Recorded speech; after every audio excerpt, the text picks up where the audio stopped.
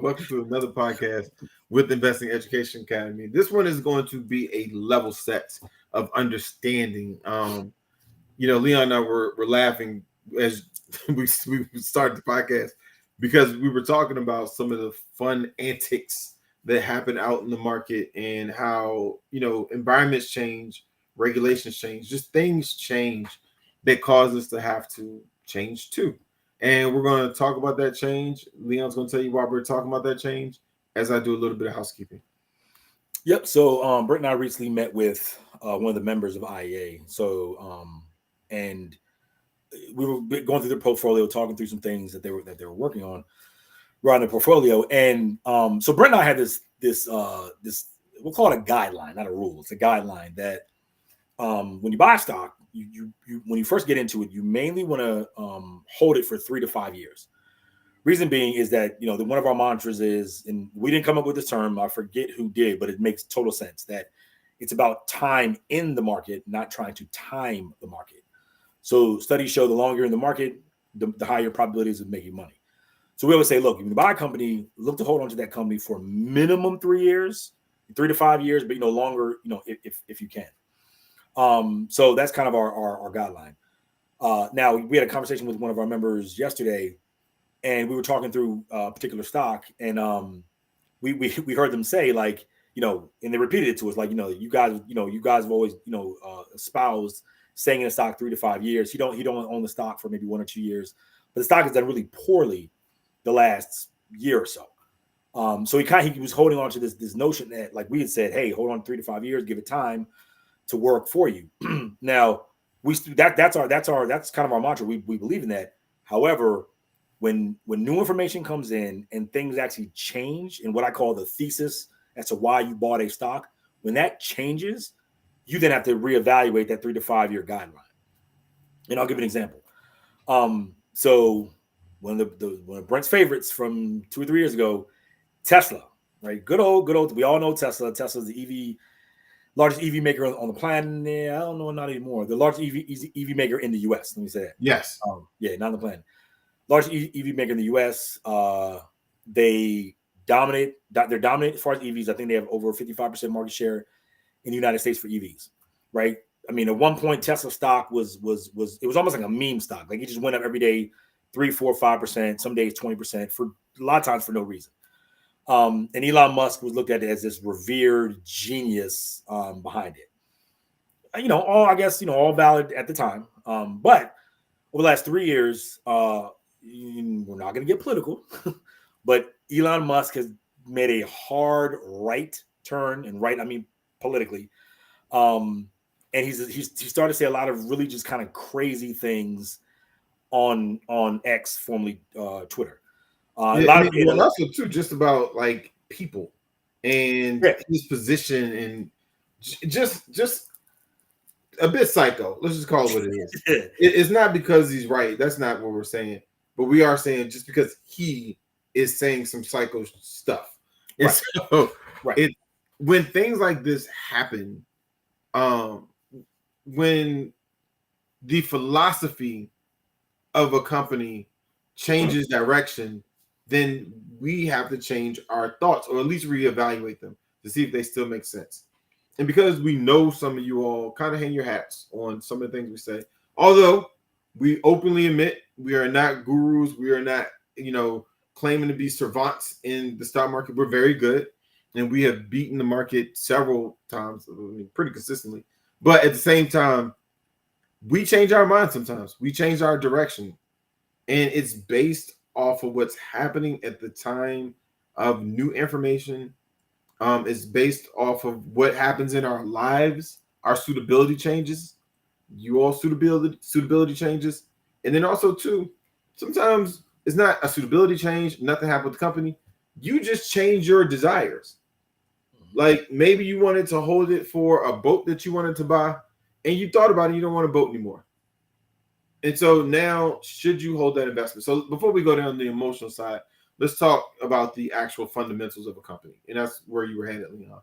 Yeah. So the Elon Musk thing, and I just say that the Elon Musk thing, kind of the craziness he's spoken about. A lot of large shareholders of Tesla have really spoken out about not even the fundamentals, just saying like, dude, you're going off the rails with a lot of stuff you're saying. I mean, companies with hundreds of millions or billions of dollars in Tesla saying that he needs to change his stance on things. The board needs to be more active, yada, yada, yada. So that's one thing. Now, like Brent said, the fundamentals. So Tesla, 3 to 5 years ago, so just kind of a point of comparison, car companies typically have what's called margins or gross margins, just basically the amount of money they keep relative to how much they bring in. They're typically like anywhere from 3 to like 7%, right? So their margins about the amount of money they keep is relatively low compared to their revenue, right? Whereas tech companies will have margins of like 70, 80, 90%. Now, Tesla, 3 to 5 years ago, had margins like a tech stock, right? Their margins were like 30, 40%. Huge for a car company. And that's another reason why Musk and Tesla were looked at so favorably. It was like, yo, this car company has tech-like margins. Well, that was when they were the only game in town, right? 3 to 5 years ago. Now, Ford, GM, Stellantis, go up and down the tree of car companies. They're all making EVs and or hybrids. Now, what's happened with Tesla is that in the United States, all the early adopters have now bought EVs. Relatively speaking, they've bought as many EVs as they want, right? So Tesla's sales have slowed in that regard. Another regard is that Americans have shown like we're not really into EVs that much. We much prefer hybrids because of the whole range anxiety that there are not a lot of places to charge your vehicles. So as Americans, we just have that anxiety about not being able to charge our vehicle when we want to. So that's also slowed Tesla sales. Oh, and Leon, I'll point out this. Elon Musk was assuming that there was going to be Asian dominance for Tesla. Mm-hmm. That they were going to go, build all these plants and have all these like mega mines in China, lithium in China, and that's not happening. And so, some of the projected income or projected market penetration plan is not going to occur. So, or as it stands right now, it doesn't look like it's happening. So these things change what the trajectory of the company is, especially when you look at what Leon just said. The domestic market competition is fierce, and you have to think most people who were early adopters of Teslas, they weren't exactly early adopters of Tesla. They were early adopters of EVs, and that was the only place to get them really. So now you have these brands like Toyota, Hyundai, Honda, and these brands that people like, know, and what's important, trust. Trust is big right here. They're starting to produce the cars that the second wave of adopters is like, okay, now I'll try it. And then compound that with what Leon's saying. The reality is most Americans have shown that they want to get a hybrid vehicle. They don't want a pure play. So the options are just plentiful, where before it was this one company, we thought it was going to be the big player. Now everybody else is coming. You have, Charge America, and is the charging stations will become more prevalent throughout the United States. And as that happens, you're going to have this next wave of adopters, but they're going to have more options than what they had before. Yeah, and to touch on the China point, that's a really big point because, like Brent said, Musk's and Tesla's idea was that they were going to go into China and just dominate. The exact 360, 180 has happened. There's a company there called BYD, Li Motors, and XPeng. These companies are producing. So remember, Tesla's costs roughly anywhere from 40 to like, I don't know, $100,000, right? No, not even 40, maybe like 60 to $100,000. I just heard today or yesterday that Li Motors came out with a fully electric vehicle in China that costs sub $30,000. Tesla cannot compete with that, right? Margin wise or revenue wise or income wise, their costs are just too high. So they're getting decimated in China, so much so, not just only Tesla, but so much so that the Biden administration yesterday just are raising tariffs on China EVs by 102%. 102%. The reason they're doing that is because China makes such effective and quality EVs that if they came to the United States, they would essentially put Ford and GM out of business because we would all go buy a $25,000 EV versus a $60,000 EV from Ford or GM. So this is huge. I mean, these are massive tariffs against China EVs because they're such high quality and they're so cheap, right? So okay, back to what we're saying. So what we're saying is that in let's say 2020, Tesla was all the rage, right? We all love Tesla because EVs were going to take over the world. That has not happened, and that is not likely not going to happen. Tesla is not going to take over the world. There's huge competition. Their margins have been cut by 60, 70%, and their projection that those margins are actually going to go sub 10%. So a lot has changed for Tesla. A lot has changed for the EV market in general, and we have to change. Like Brent said, when we get more information and the world itself changes, we have to then change. So we can't just buy a stock and say we're going to hold it forever just because we want to. No, or not forever, but not every stock makes it 3 to 5 years. 3 to 5 years, yeah, right. And that's really what we're saying. Yes, yep. Not every stock. So our guideline is 3 to 5 years. But when information changes, society changes, the world changes, business changes, we then have to make adjustments to our original thesis on why we bought this stock. Tesla was a great buy 3 to 5 years ago. Tesla stock is down, I think, over the last 3 years. I think this even over the last year, I think it's down like 20-25%. I think over the last 3 years, it's down closer to like 40%. Tesla's been dead money, if not losing money, the last 3 years. Whereas 3 to 5 years ago, Tesla was all the rage. Tesla was like a meme stock. It was like Bitcoin. It just went up every day. Those days are effectively over, and now we have made a change. So, like me, I take myself personally. I sold out of Tesla. I want to say early last year, just because I saw the writing on the wall around their margins and shrinking, the China story. So I got out of Tesla. I know Brent had a position in Tesla for a long time. I'm not sure when you got in or got out if you're still in it. And I dollar cost average out. Okay. So, when you all hear sometimes talking about dollar cost averaging in, which basically means you're putting a small amount of money in on a somewhat systematic basis, so your average price is lower than what it would have been. I've been doing the opposite of that. I've been dollar cost averaging out of Tesla. So I've been kind of letting positions go. So my average cost isn't at the bottom, it's somewhere in the middle. Yep. And again, we're doing this because we have new information. Tesla's not what it was 3 to 5 years ago. Therefore, that 3 to 5 year guideline, not rule, guideline, we then reassess. And then, we, like I said, I got out maybe a year and a half ago. Brent dollar cost average is way out maybe a year ago. Well, I'm still doing it. Still doing now. Okay, still doing now. So, so our main point is that you can't, and not even just our rule. Like if you buy a stock and forget our rule, if you see this thing going down for valid reasons, you need to reassess if you still want to own the stock. And then again, by our guideline, 3 to 5 years is kind of our guideline. But we definitely reassess if something changes around why we bought the stock, like Tesla. Oh, just another quick example is Intel. So Intel years ago used to supply the chips that go into the iPhone. Apple started making their own chips. I want to say 3 to 5 years ago, around that time too, and got rid of it. The M something. Yeah, the M3 or whatever it's called. But they kicked Intel out. Now Intel has been a pretty bad stock even before that. But when you get rid of a company, when you lose a customer as large as Apple, that's another reason to reassess the position. That's another example of we may have bought it maybe 2015. They're supplying iPhone with chips, making a ton of money. Apple kicks them out, which I'm sure was a major hit to their revenue. It's a reason to maybe reassess. So just know what you mainly know what you're buying, and then keep track of these things. Like don't just let it sit in your portfolio forever and you just forget about it, because you will turn around one day and see, like Tesla, you'd be down 25-30%. And not knowing why, just because you bought it blindly. Yeah, and another one we were looking at was Qualcomm, but it was a point in time, and this shows you how long Leon and I have been in the game. At one point in 1998, somewhere around there, I think it was like 97 to 2000, 97 like late 90s, yeah.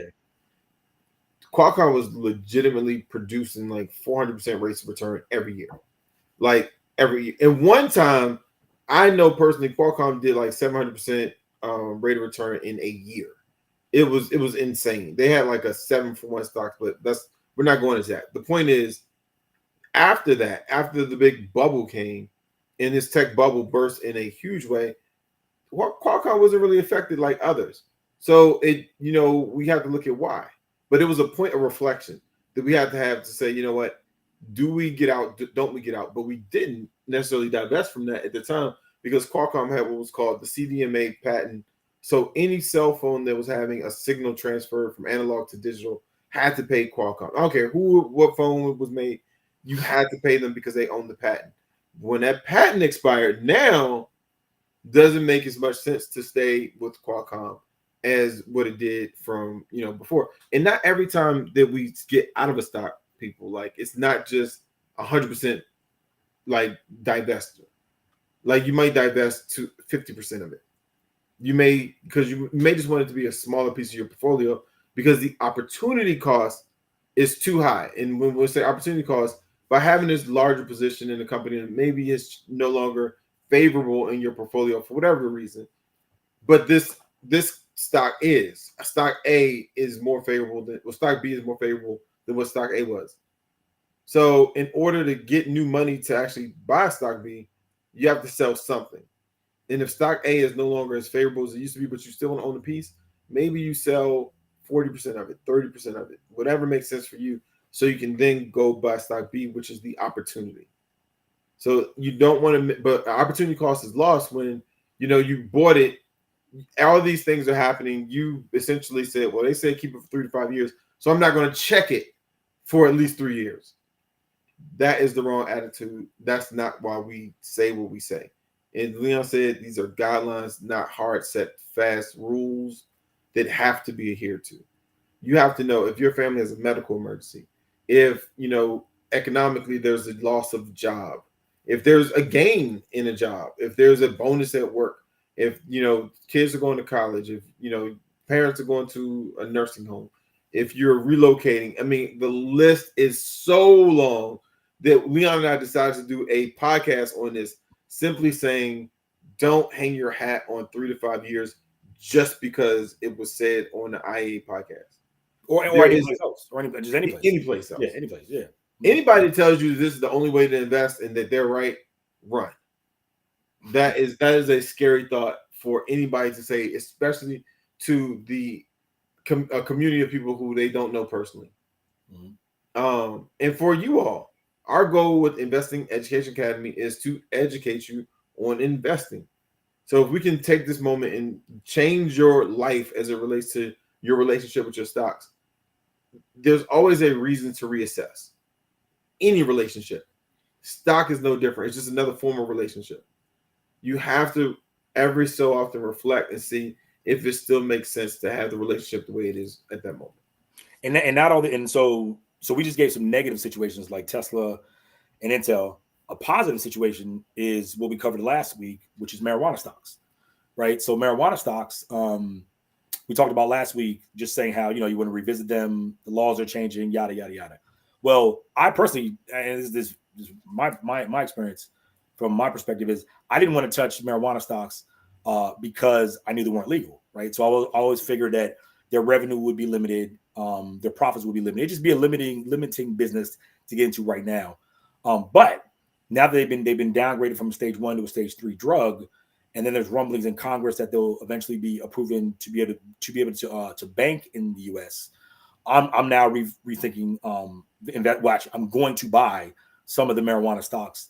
In like I said, if you want to see why, go to last week's podcast and see. But this is an example of a positive change where it was a sector that I was not going to touch for me personally, just because I saw it's limiting.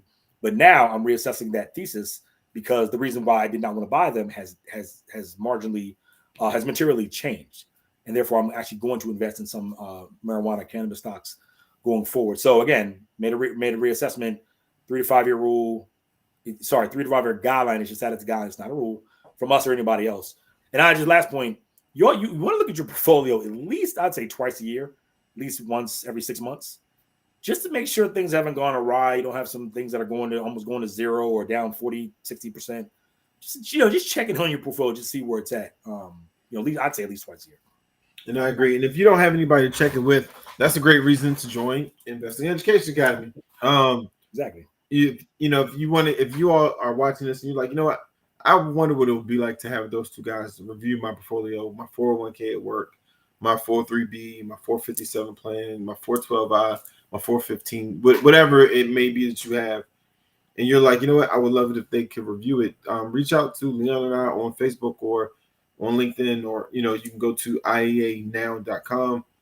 Send us a message. We do that. It's a fee, but we do it. And also, too, if you are looking to become a member of Investing Education Academy, please, you can go to www.ieamembers.com. We are doing this in this particular podcast. I really hope you all take heed.